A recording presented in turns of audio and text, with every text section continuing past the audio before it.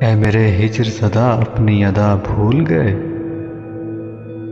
4 دن نشکیا چھوڑ دیا بھول گئے۔ مشق تھی تجھ کو بھلانے کی بہت سخت، مگر ایسی عادت ہوئی پھر جو بھی ملا بھول گئے۔ ایک نقصان تو ہوتا ہے سبق رٹنے کا، بیچ میں کوئی اگر بول پڑا بھول گئے۔ فائدہ کیا انہیں ماضی کے حوالے دے ہم،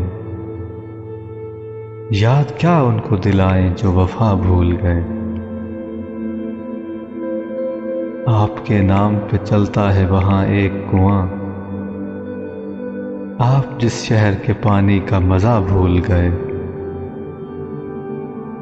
مجھ سے شکوہ نہ کرو بھیڑ میں گم ہونے کا،